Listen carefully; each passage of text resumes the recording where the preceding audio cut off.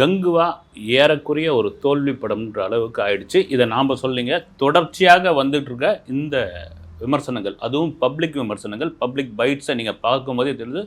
சொல்லி வச்ச மாதிரி 190 கொடுத்து பார்த்தேன், 400 கொடுத்து பார்த்தேன், 500 கொடுத்து பார்த்தேன்னு வரிசையாக சொல்லிட்டு வராங்க.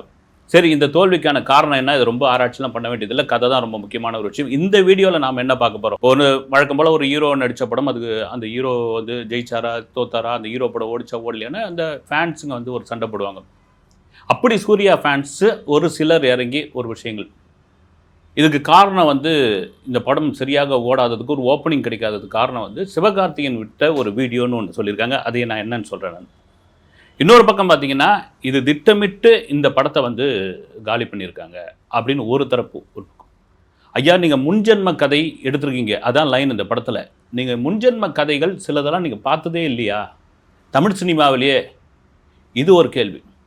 சரி, முக்கியமாக இந்த மாதிரியான அடுத்தடுத்த படங்கள் இருக்கு இல்லைங்களா, இந்த படங்களை எல்லாம், இனி வரக்கூடிய படங்கள் எல்லாம் சூர்யா எப்படி தேர்வு பண்ணியிருக்கிறார், அது எப்படி கரெக்டாக ஒரு லைனப்பில் கொண்டு வர போகிறார் அப்படின்னு இதுவும் ஒரு கேள்வியான ஒரு விஷயம். முக்கியமாக இந்த படத்துக்கு தேட்டர் கொடுக்க மாட்டேன்ட்டாங்க, திட்டமிட்டு தேட்டர் கொடுக்கல அப்படின்னு சோஷியல் மீடியாவில் வர விஷயங்கள் தான். இது ஒரு பக்கம். இதெல்லாம் மீறி கலெக்ஷன்ற ஒரு விஷயம் இருக்கு இல்லைங்களா, இன்னும் அஃபிஷியலாக யாரும் கலெக்ஷன் அறிவிக்கலை. ஆனால் கலெக்ஷன் என்னன்னு தெரிஞ்சு போயிடும். அதுக்கு ஆளாளுக்கு ஒவ்வொரு கலெக்ஷன் போட்டிருக்காங்க. நேற்று ஒரு நாள் என்ன கலெக்ஷன் இதை சொல்கிறேன். ஓகே, கங்குவா வந்து ஒரு 300 கோடி ரூபாய் பட்ஜெட்டில் தயாரிக்கப்பட்ட இந்த படம் 2000 கோடி அடிக்கும் அப்படின்னு ஞானவேல் ராஜா எந்த வேலையில் சொன்னாரோ அதை தான் 2000 கோடி வாயை பொழந்துக்கிட்டு அப்படின்னு இதுவாக போயிட்டுருக்கு. இந்த படம் 200 கோடி தாண்டுமா அப்படின்ற ஒரு கேள்வியும் இருக்குது. இதெல்லாம் தாண்டி தமிழ்நாட்டில் 1100 ஸ்க்ரீன்ஸ், அந்த 1100 ஸ்க்ரீன்ஸில் கடந்த 2 வாரத்திற்கு முன் வெளியான அமரன் படம் பெரும்பான்மையான தியேட்டர்களில் நல்ல ரெஸ்பான்ஸோடு ஓடிக்கிட்டு இருக்கு. அதுவும் வீக் டேஸ்லேயே போயிட்டுருக்கு. பல தியேட்டர்களில் இந்த அமரனை தூக்கிறதுக்கு மனசு இல்லாமல் வேறு வழியே இல்லாமல் கங்குவாவை போட்டிருக்கோம் அப்படின்ற மாதிரி ஒரு விஷயங்கள்லாம் இருந்தது. நாங்கள் வெளியூர்லாம் போய் கூட கேட்டோம். இப்போ என்ன 700 ஸ்க்ரீன்ஸ் கிடச்சிருக்கு 1100. சில இடங்களில் நாங்கள் அமரனை எடுக்கவே மாட்டேங்கன்ட்டாங்க. ஃபேமிலி ஆடியன்ஸ் வராங்க, அந்த படத்துக்கு நல்ல ரெஸ்பான்ஸ் இருக்குது அப்படின்னு. இதுக்கு என்ன பண்ணுறாங்க? இல்லை, தியேட்டருக்காரங்க கங்குவாவுக்கு திட்டமிட்டு கொடுக்க மாட்டேன்றாங்க, அமரனை தான் ஓட்ட பார்க்குறாங்க அப்படின்னு. இதில் ஒரு பெரிய இதில் வந்து ஒரு பெரிய விஷயமே இருக்குதுங்க. நீங்கள் தியேட்டர் ஓனர்கள் அல்லது சினிமாக்காரர்கள், நீங்கள் சினிமா தயாரிச்சிருக்கீங்களே, நீங்கள் என்ன கலையை வளர்க்குறதுக்காக தயாரிச்சிருக்கீங்க? எந்த சினிமாக்காரனும் கலையை வளர்க்குறதுக்கு நாங்கள் அப்படிலாம் ஒன்றும் கிடையாதுங்க. வந்து இது ஒரு கேம்லிங். இங்கே வந்து சூதாட்டம் தான் சினிமா. வந்து ஒரு 100 ரூபா போட்டுட்டு 1000 ரூபாய் எடுக்கணும்னு பார்ப்பாங்க. அந்த 1000 ரூபாய் எடுப்பதற்காக என்னென்னலாம் பிரெயின் வாஷ் பண்ண முடியுமோ யாரும் ஆடியன்ஸை. நீங்கள் ஒரு காலகட்டத்தில் ஏபிசின்னு இருந்தது சினிமா. ஏல ஓடி பியில் ஓடி சியில் வரதுக்குள்ளே அது ஒரு 30 தேட்டரில், அப்புறமா வந்து ஒரு 60 தேட்டரில், அப்புறம் வந்து ஒரு 50 தேட்டர்னு பிரித்து வரும். இப்போ ஃபஸ்ட் டே ஃபஸ்ட் நாள், அந்த 2 நாளில் கலெக்ஷன் அள்ளி ஆகணும். அது காரணம் என்னென்னா 1100 ஸ்க்ரீனில் 1000 ஸ்க்ரீன்ஸ் இது மாதிரியான பெரிய படங்கள் ஒரே நாளில் அப்படி இறங்கும் பொழுது இந்த 2 நாளில் கல்லா கட்டணும் அப்படின்ற பொழுது தான் இந்த மாதிரியான நிறைய பொய்யான விஷயங்கள். இதில் அது இருக்குது, இது இருக்குது, முதலையை தூக்கி அடிக்கிறாங்க, அதை பண்ணுறாங்க, இதை பண்ணுறாங்க. இது நான் இந்த படத்துக்கு கிடையாது, எந்த பெரிய படத்திற்கும் இந்த மாதிரியான ஒரு பில்டப்பை கொடுப்பாங்க. அந்த பில்டப்பை கொடுப்பதற்கு காரணம் என்னென்னா, எப்படியாவது அந்த அங்கே இருக்காங்களே வீட்டுக்குள்ளே இருக்கிறவங்க, அப்புறம் கல்லூரி மாணவர்கள், மற்றவர்கள் எல்லாரும் சினிமா தியேட்டருக்குள்ளே கொண்டு வந்து இந்த 2 நாள் அந்த காசு அள்ளினம்ன்ற ஒரு பக்கா ஸ்கேம் இது. இதெல்லாம் மீறி தியேட்டர்காரங்கிட்ட வருவோம். இப்போ என்னென்னா 1100 ஸ்க்ரீன்ஸில் 700 தான் வந்து கங்குவாவுக்கு கிடச்சிருக்குது, மீதி அமரன் ஓடிக்கிட்டு இருக்குன்றாங்க. அமரன் நல்லாவே போயிட்டு இருந்தோம். அவங்க என்ன சொல்கிறாங்கன்னா, சில தியேட்டர்காரங்களை விசாரிக்கும் பொழுது, சார் ஃபஸ்ட்டு வாரம் முதல் வாரம் எந்த படமாக இருந்தாலும் ஷேரிங் இருக்கு இல்லைங்களா, இந்த 60-40, அப்புறம் 70-30, 80-20, அந்த ஷேரிங்கில் அதிகமாக டிஸ்ட்ரிபியூட்டருக்கு போகும். ஃபஸ்ட்டு வாரம் தாண்டி அந்த படம் நல்லா போகுது அப்படின்னா 2வது வாரத்தில் ஷேரிங் வந்து தியேட்டர்காரர்களுக்கு கொஞ்சம் அதிகமாகும். 3வது வாரம் இன்னும் அதிகமாகும். இப்போ 3வது வாரம் இந்த படம் நாங்கள் சம்பாதிக்க தேவையில்லையா, நாங்கள் என்ன கலை சேவை பண்ண வந்திருக்கிறோம் அப்படின்ற கேள்வி நியாயமான கேள்வி. ஏன்னா ஒரு தியேட்டர் வச்சு நடத்துறது பெரிய கஷ்டம், அதை வந்து மெயின்டைன் பண்ணுறது, நிர்வாகித்து சம்பளம் கொடுக்குறது அவ்வளோ பெரிய கஷ்டம். இதில் எங்கேயும் சிவகார்த்திகேயனை எடுக்கிறீங்கன்னு தெரியல. வந்து அமரன் என்ன பண்ணிச்சிடல, இல்லை கமலஹாசன்லாம் தூக்கி போட்டு அடிக்கிறாங்க. வந்து எந்த விதத்தில் இங்கே நியாயம்? வந்து இதில் இன்னொரு விஷயம் என்னென்னா, இந்த படத்துக்காக தான் ஓடிடியே தள்ளி வச்சுட்டாங்கன்னு. ஏங்க, படம் நல்லா ஓடிட்டு இருக்கு, ஓடிடியில் வந்து படம் பார்த்துட்டு தேட்டருக்கு வர மாட்டாங்கன்னு ஓடிடியை கொஞ்சம் தள்ளி வச்சுருக்காங்க. இப்போ புரியுதுங்களா? கண்டென்ட் எவ்வளோ பெரிய முக்கியமான ஒரு விஷயம். கண்டென்ட் முக்கியம். இதெல்லாம் ஒரு பெரிய இதெல்லாம் தாண்டி ஒரு பெரிய கூத்தா சோஷியல் மீடியாவில், நான் சோஷியல் மீடியாவில் படித்தது தான். அது அந்த யார் பண்ணது என்னன்னு தெரியல. வந்து எந்த ரசிகர்கள் என்னன்னு, சூர்யா ரசிகர்களா அல்லது எந்த ரசிகர் தெரியல. என்னென்னா நேற்று கங்குவா ரிலீஸ் அன்றைக்கி ஒரு வீடியோ பயங்கரமாக ட்ரெண்டிங் ஆகிடுச்சு. என்னென்னா அதுக்கு முந்தின நாள், அதாவது 13ஆம் தேதி சிவகார்த்திகனுடைய மனைவிக்கு பிறந்த நாள். அவர் என்ன பண்ணுறாரு, அந்த இராணுவ மிலிட்ரி உடையில் போய் மனைவி சமையல் கட்டில் ஏதோ செஞ்சிட்ருப்பாங்க. இவர் போய் ஒரு சர்ப்ரைஸ் கொடுப்பாரு. திடீர்னு பார்த்தோன்னே அவங்களுக்கு அதிர்ச்சி ஆகிடும். இந்த ஒரு வீடியோ நேற்று பயங்கர ட்ரெண்டிங் ஆகிடுச்சு. இந்த வீடியோவை திட்டமிட்டு கங்குவாவுக்கு எதிராக இதை பரப்பியிருக்காங்க. இதை வேணும்னே போட்டிருக்காங்க. அவங்க ஒய்ஃபுக்கு பர்த்டே, அவர் ஒரு வீடியோ எடுத்திருக்காரு. அந்த வீடியோ வந்து சோஷியல் மீடியாவில் போட்டிருக்காங்க. அந்த சோஷியல் மீடியாவில் அந்த வீடியோ ட்ரெண்டிங் ஆகிருக்கு. அப்படின் பொழுது இதுக்கெல்லாம் எங்கேருந்து சிவகார்த்திகேயன் வருவாங்க? சிவகார்த்திகேயனை விடவே மாட்டேங்க பொழுது. நான் பொதுவாகவே சொல்கிறேன், வந்து எல்லா வினைக்கும் ஒரு எதிர்வினை உண்டு. வந்து நான் பொதுவாகவே சொல்கிறேன், எல்லா வினைக்கும் ஒரு எதிர்வினை உண்டு. எவனெல்லாம் நீங்கள் வரக்கூடாதுன்னு நினைக்கிறீங்க, நீங்கள் அழுத்த பார்க்குறீங்களோ, உங்களுடைய பணபலம் படைபலத்தை வைத்து அவங்க ஒரு நாளைக்கு புச்சுன்னு வந்து நிற்பாங்க. வந்து இந்த உலகம் அப்படி தான், இந்த இயற்கை அப்படி தான், இந்த பிரபஞ்சம் அப்படி தான் ஒருத்தர் வந்து கட்டமைச்சிருக்கு. உங்கள்கிட்ட தான் படபலம் இருக்குது, பணபலம் இருக்குது, நாம் தான் வஸ்தாது அப்படின்னு நினச்சிடவே முடியாது. நீங்கள் அப்படி ஒருத்தனை அழுத்த பார்த்தீங்கன்னா, அந்த அழுத்த பார்த்தவனை அவனிடம் நேர்மையும் உண்மையும் இருந்தால், அவங்ககிட்ட திறமையும் இருந்ததுன்னா, இந்த பிரபஞ்சம் அவனுக்கு மிக சீக்கிரமான ஒரு உதவி செய்யும். அப்படியேப்பட்ட ஒரு இடத்துல தான் சிவகார்த்திகேயன் வந்திருக்காரு. இது புகழ்ச்சி கிடையாது, இதுதான் நிதர்சனமான உண்மை. இதுதான் சினிமாவில் பின்புலம் இல்லாமல் வந்து ஜெயிச்சவர்களுடைய கதையெல்லாம் இதுதான். நீங்கள் சூப்பர் ஸ்டார் ரஜினிகாந்துக்கு இல்லாத பிரச்சனையே கிடையாது நடிக்க வந்த பொழுது. அவர் ஜெயிச்சு இன்னைக்கு சூப்பர் ஸ்டாராக இருக்கிறதுக்கும் அதான் காரணம். வந்து போகிற இடம்லாம் அவரை வந்து பின்னாடி இருந்து முதுகில் அடித்தாங்க. வந்து கன்னடக்காரன், தமிழே சரியாக பேச தெரில, இவனுக்கு என்னையா வந்து இங்கே வந்து சூப்பர் ஸ்டார், அந்த ஸ்டார், இந்த ஸ்டார். எங்கள் எஸ்ஏ சந்திரசேகருடைய மகன் விஜய் ஈஸியாக என்ட்ரி கிடச்சிருச்சு. என்ட்ரி கிடைச்ச பிறகு நிற்கணும் இல்லைங்களா? இதுதான் பி வாசு அவர்களுடைய மகன் வந்து சக்தி ஒரு பேட்டியில் சொன்னார். எனக்கு ஈஸியாக கிடச்சிருச்சுங்க, ஆனால் இங்கே நிற்கிறது பெரிய கஷ்டம், அந்த யதார்த்தத்தை நான் தெரிஞ்சுக்கிட்டேன் அப்படின்னாப்புல. இதுதான் உண்மை. சரி, மேட்ருக்கு வருவோம். இப்போ நீங்கள் இதெல்லாம் சொல்லிகிட்டு இருக்கீங்க, இவர் தான் அதுக்கு. அதாவது நம்ம இங்கே இருக்கிற பப்ளிக் பைட்ஸை பாருங்கள். முதல்ல கதறாங்க, வந்து கதறான். ஒரு கேரளாவில் ஒருத்தர் வந்து ஆட்டோ ஓட்டுறாப்லையா, நல்லா பேசிட்டு வராப்புல மலையாளத்தில், வந்து ரெடி இங்கிலீஷ் என் கையில் கிடச்சதுன்னு வச்சுக்கோ அப்படின்ட்டு. என்னென்னா 400 ரூபாய் 440 ரூபாயோ அந்த ஆட்டோ ஓட்டின காசை நம்பி நான் விட்டுட்டு போயிட்டேன். முழுக்க இது ஒரு ஸ்கேம் அப்படின்ற ஒரு விஷயம். சரி, இது எங்கே தப்பு நடக்குது? நீங்கள் மறுபடியும் எங்கே தப்பு நடக்குது?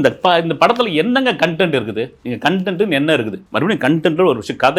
கதை முன்ஜென்ம கதை தான் இது. வந்து ஒரே ஒரு லைன் முன்ஜென்ம கதைக்குள்ளே போகிறதுக்கு முன்னாடி ஒரே ஒரு சின்ன நிகழ்ச்சி எந்த அளவுக்கு இந்த முன்ஜென்மை கதையை வச்சு பெரிய ஹிட்டாச்சு டிஆர்பியில் அப்படின்னு தான் நான் சொல்கிறேன். நீயா நானா நிகழ்ச்சி. முன்ஜென்மம் மீது நம்பிக்கை உள்ளவர்கள் ஒரு பக்கம், நம்பிக்கை இல்லாதவர்கள் ஒரு பக்கம். அந்த ப்ரோமோ போடும் பொழுதே பெரிய ஹிட்டுங்க அந்த நிகழ்ச்சி. வந்து பெரிய ஹிட்டு. அதில் ஒரு லேடி பேசுவாங்க, முன்ஜென்மம் மீது நம்பிக்கை உள்ள.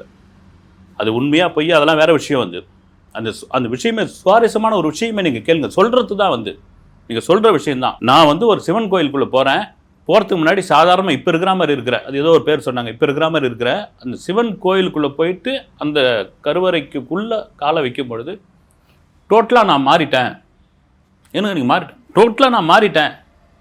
அப்படியே சிவனை வந்து அந்த லிங்கம் ஜொலிக்க ஆரம்பிக்குது, இதுவாகிடுது. அந்த குருக்கள் வந்து எங்கிட்ட பார்த்தீங்களாம்மா எப்படி சிவன் ஜொலிக்கிறாரு அப்படின்போது நானே வந்து வேறு விதமாக மாறிட்டேன். எனக்கு அப்போ தான் தெரிய ஆரம்பிக்கிறது, நான் வந்து முன்ஜென்மத்தில் சாந்தகுமாரி என்ற பெயருடன் ஒரு இளவரசியாக இருந்தேன் அப்படின்னு. அம்மா உருட்டுக்கு அளவே இல்லையா அப்படின்னு நீங்கள் இப்போ கேட்கலாம். அந்த நேரத்தில் அந்த நிகழ்ச்சியை பார்ப்பவர்களுக்கு அந்த அம்மா சொன்ன ஒரு விஷயம், அந்த அம்மா சொன்ன ஒரு விதம் அப்படி உண்மையாகவே நமக்கு பஜாராகி போச்சு. வந்து இதில் உண்மை இருக்கா இல்லையா, அவங்களுக்கு வந்து கனவா இல்லை அவங்களே கற்பனை பண்ணிக்கிறாங்களா, அதெல்லாம் வேறு விஷயம். எனக்கு முன்ஜென்மத்தில் நான் சாந்தகுமாரின்ற ஒரு இளவரசியாக இருந்தேங்க. நான் கோயிலுக்கு போனோன்னே நான் என் உடையெல்லாம் மாறிச்சு. நான் என் உடம்புல நகையாக இருந்தது. வெளியே வந்தோடனே நான் சாதாரண பெண்மணி ஆகிட்டேன். இங்கே வந்து நான் வந்து நீயா நானாவில் பேசிக்கிட்டு இருக்கேன். இது கேட்கும்போது எப்படி இருக்குது? இதுலேருந்து ஒரு ஸ்டோரி கொண்டு போகலாம் இல்லைங்களா? எல்லாமே கற்பனையும் உண்மையும். ஒரு கதையை நீங்கள் ஒருவரிடம் சொல்வதில் தானே இருக்குது. வந்து நீங்கள் வந்து அதை பேத்துட்டேன், இதை இது பண்ணிட்டேன், இந்த பிரம்மாண்டத்தை கொண்டு வந்துட்டேன், அதெல்லாம் தாண்டி அதே நீயா நானாலும் இன்னொரு எங்கள் வீட்டில் ஒரு நாயை ரொம்ப செல்லமாக வளர்த்துக்கிட்டு இருக்குங்க, பிரமாதமாக வளர்த்துக்கிட்டு இருக்கோம். அந்த நாய் எங்களை விட்டு பிரிய அந்த நாய்க்காக நாங்கள் ஊருக்கெலாம் போகவே மாட்டோம். ஒருத்தர் அதுக்காக தான் இருப்போம். ஏன்னா கத்த ஆரம்பிச்சிடும், அழ ஆரம்பிச்சிடும். அக்கம் பக்கம் வீட்டுக்காரெல்லாம் என்ன பண்ணுவாங்க, ஏங்க இந்தாங்க அந்த நாயை ஒன்று நீங்களாவது கூட்டு போங்க, இல்லை எங்கன்னா அவுத்து விடுங்க தெருவில் போட்டோம் அப்படின்ற அளவுக்குலாம் சண்டை போட்டாங்க. இதுக்காகவே நாங்கள் குடும்ப ஃபங்க்ஷனுக்கு ஒரு ஆள் அங்கேயே இருப்போம். ஒரு கட்டத்தில் அந்த நாய் இறந்து போச்சு. நாங்கள் ரொம்ப அப்செட் ஆகிட்டோம். ஒரு 5-6 நாள் நாங்கள் சாப்பிடக்கூட இல்லை. இப்படியாப்பட்ட ஒரு அழுத்தமான சூழ்நிலை இருக்கும்பொழுது ஒரு 4-5 வருடம் கழித்து எங்கள் வீட்டு வாசல் கதவை நான் திறக்கிற காலையில் அப்படியே டிட்டோ அந்த நாய் க்ளோனிங் பண்ண மாதிரி ஒரு நாய் உட்காந்துட்டு இருக்கு. எங்கள் எல்லாருக்குமே அழுகு அப்படியே பொலன்னு வந்துடுச்சு. அது அது அடுத்த ஜென்மத்தில் பிறந்து வந்திருக்கு, அதை நாங்கள் சத்தியமாக நம்புகிறோம் அப்படின்னா. இதை கேட்கறதுக்கு எப்படி இருக்குது? நீங்கள் தமிழ் சினிமாவில் எடுத்துங்க, நெஞ்சம் மறப்பதில்லை ஸ்ரீதருடைய மாஸ்டர் பீஸ் படம். Masterpiece. இன்னைக்கு பார்த்தீங்கன்னா கூட நம்பியார் அப்படி வயசான ஒருத்தர் அப்படி அந்த இதுவில் இருப்பார், பக்குன்னு தூக்கி வாரிக்கப்படும் அந்த காட்சியை பார்த்த உடனே. அது மாதிரி கிராஃபிக்ஸ் இல்லை, பிரம்மாண்டம் இல்லை, தொழில்நுட்பம் இல்லை, அது இல்லை, இது இல்லை, எத்தனை கோடி இல்லை, சாதாரண அந்த மேக்கப்பையே ஒரு சாதாரண அவங்களுக்கு முடிஞ்ச அளவுக்கான மேக்கப்பை போட்டிருக்காங்க.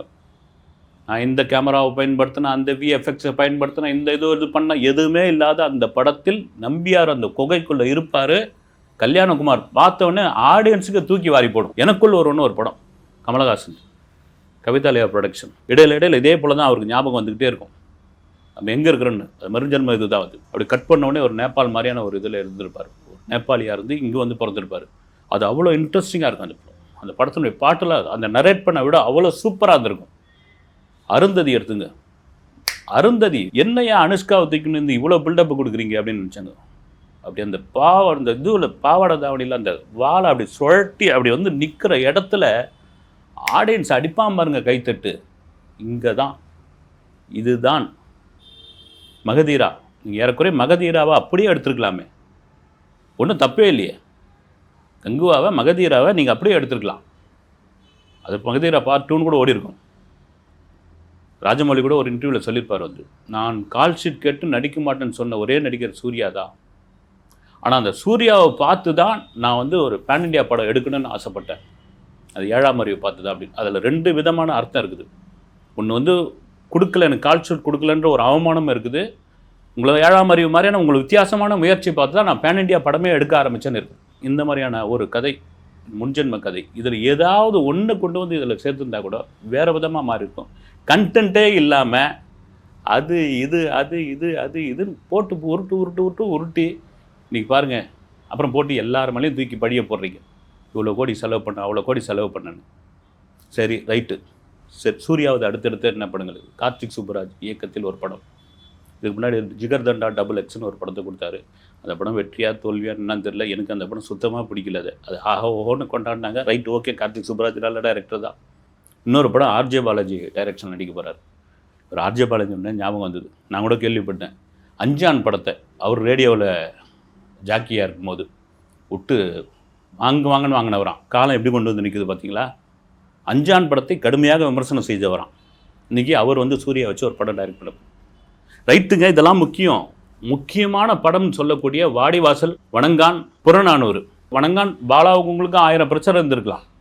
இன்றைக்கி வந்திருந்தீங்கன்னா நவம்பர் 14 நந்தா வாரணாயிரம் கங்குவா, நந்தா வாரணாயிரம் கங்குவா இப்படி போடுறாங்க இல்லைங்களா? நந்தா எங்கே, வாரணாயிரங்கள, கங்குவா எங்கே? நந்தா தானே உங்கள் திரைவாழ்வில் பெரிய இதுவாக இருந்தது. வாடிவாசல் சிசு செல்லப்பாவுடைய மிக முக்கியமான ஒரு கதை. அதெல்லாம் மிஸ் பண்ணிட்டீங்க. புறநானூறு இன்றைக்கி சிவகார்த்திகேயனில் போயிடுச்சு. ஓகே, இதையெல்லாம் தாண்டி சூர்யா என்ற ஒரு நல்ல கலைஞர், ஒரு அற்புதமான நடிகர். இனி வரக்கூடிய படங்களில் கதையை கேட்டு பில்டப் பண்ணாமல் கதையை மட்டும் நம்பி நடியுங்கள் சூர்யா. அடுத்த வீடியோவில் சந்திக்கிறேன். நன்றி.